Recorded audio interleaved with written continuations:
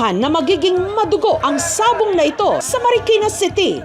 Ang pambato kasi ng manok panabong ng lalaking ito, kilalang agresibo. Napanalo niya na rin sa Sandroke. Namamalo talaga yung manok na yun. Pero laking gulat ng lahat nang ang pinabagsak ng notorious na panabong, hindi ang kalaban nitong manok, kundi ang nagbitaw sa kanyang sabungero.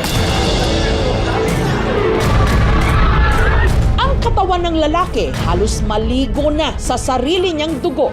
Nung ang kanyang kanang hita nayari ng tari o yung matalim na hook na ikinakabit sa paa ng manok.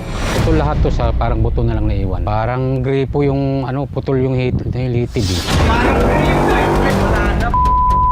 Dami na naghagis ng mga tawel, matalian. Isa na naman bang buhay ang mayayari ng tari ni kamatayan sa loob ng sabungan? Wala, patay yan! Wala na, ubus ang dugo niyan!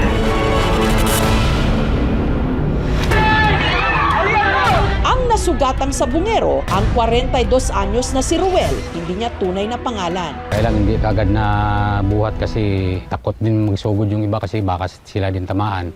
Pero habang inaalalayan siya ng kanyang mga kasama, si Ruel, bigla na lang bumagsak. Pinakausap ko pa nga, umaban ka kako, kaya mo yan.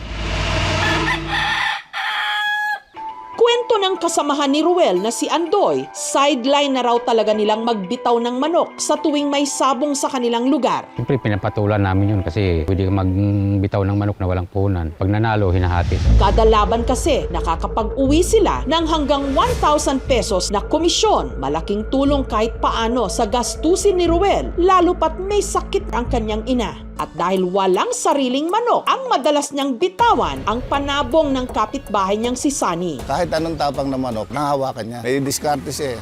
Sa lahat daw ng pambatong manok ni Sunny, ang manok raw na ito na kung tawagin, talisayin, ang pinakamatapang. Nung maliit naman, hindi ganun ka-agresibo. Talas nung tide eh. Pero bumabaon sa balat ng paa ko. Mas gusto pa niyang kalabanin yung tao kumpara sa manok nang habol ng tao.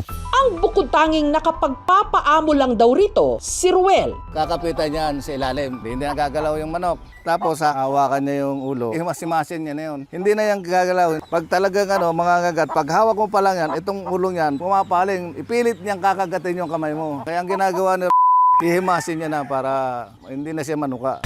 Buenas nga rin daw ang kanilang samahan. Sa katunayan, dalawang magkasunod na laban na silang nanalo. Panalo niya na yung sa Texas, napanalo niya na rin yung sa Sandroke. May kasabihan na pagka sa kamay mo nanalo yung isang manok, hindi mo pwedeng ipalaban yan sa ibang tao. Hindi mo pwedeng ipahawak sa ibang tao yon na bitawan kasi matatalo lang yung manok. Hanggang nitong Hunyo, sa isa nga sa mga sabong na sinalihan nila sa Marikina, si Ruel, tila kumpiyansang magwawagi muli ang kanyang pambato. Sabi niya sa mga katropa-tropang makakilala, sabi niya, Oy, pre, pag nanalo ako, magbiras ako. Sama mo naman kami dyan! sa sabungan, sobrang saya niya na magsimula yung sabong. Binilhan niya ako ng tinapay. Samantala, hindi niya ginawa sa akin, matagal kami nagsasama.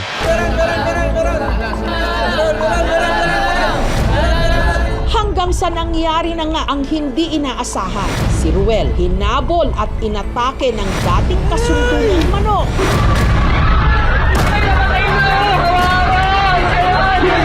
Wala na, ubus ang dugo niyan!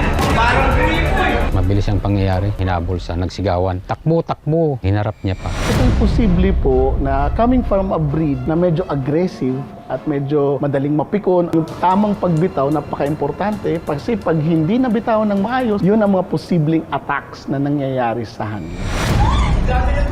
Pwede tayong maghanap ng malinis na cloth na ilalagay natin doon sa mismong sugat. Ilay natin yung patient na nakaangat yung kita ng dumudugo. Pwede tayong mag-apply ng tourniquet. Ito yung paghigpit ng ibang bahagi ng katawan upang mapigil yung pagdaloy ng dugo.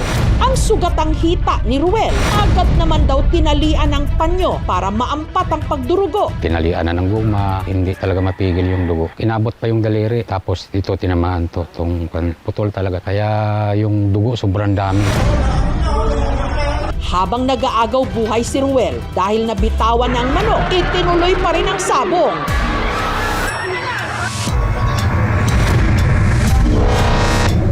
Pero ang matapang at agresibong manok, kalaunan napatiklop. Namatay na rin. Talo. Pinitik lang nung kalaban niya. Samantala, si Ruel na nung mga sandaling yon, hindi na makatayo dahil sa duguan niyang hita, agad na isinugod sa ospital. Pero sa dami ng nawala sa kanyang dugo, si Ruel dead on arrival sa ospital. Ang cause of death ng pasyente is basically called exsanguination. Napagsawi na isang tao dahil sa labis sa pagdurugo. One of the major arteries kasi yung natira, no? O yung napunit. Ubus ang dugo niyan, ubus. Parang gripoy. Dumating si Mang Andoy. Akala nga na misis ko, nanalo yung manok namin. Nasa ospital dahil napalo ng manok. Naiyak ako. Nakakaawa. Ako yung humingi po ng dispensa sa pamilya. Talagang maski ako, hindi ko sumagi sa isip ko na mangyayari yung aksidente ngayon. Pero sa madugong aksidenteng ito, meron bang dapat na managot? Malinaw po na wala pong foul play na naganap. Insidente po na ito, base po sa video footage na nakita po natin. Kung mapatunayan din na naging pabaya itong kumpanya na ito, wala silang medical personnel, nagpatumpik-tumpik, hindi binigyan ng tulong ang nasugatan, ito ay maaaring matawag na rin na reckless imprudence. At dahil ito ay nagdulot ng kamatayan, ito ay maaaring ituring na reckless imprudence resulting in homicide. At meron itong kaparusahan na kriminal din. Pagkakakulong at pagbayad ng multa. Nakipag-ugnayan ang aming programa sa pamunuan ng Sabungan, pero tumanggi silang magpaunlak ng panayam. Nangako naman po yung may-ari po ng ating cockpit arena na lahat naman po ng tulong ay ipapaabot at ibibigay nila doon sa naging biktima po ng ating insidente. Sa pamilya po, hindi po sila magsasampa ng kaso. Basta ipapaabot po yung tulong na kinakailangan nila. Nagkaroon naman po sila ng maayos na pag-uusap. Kailangan tingnan nila at reviewin ulit ang mga ordinansa patungkol sa sabong. Kailangan nakalagay na dito ano ba yung mga minimum safety requirements, hindi lamang para dun sa mga nanonood o mga pumupusta, ngunit pati na rin dun sa mga empleyado at saka dun sa mga diretsong kalahok sa sabong. Require ang bawat sabungan na magkaroon ng clinic, magkaroon ng health staff na pwedeng mag-first aid kung sakaling merong aksidenteng mangyayari. Siguro maganda pagbutihin pa yung pagsiseminar ng mga tauhan sa sultador. Sa blood sport gaya ng sabong, madalas hindi lang pusta o pera ang nakataya.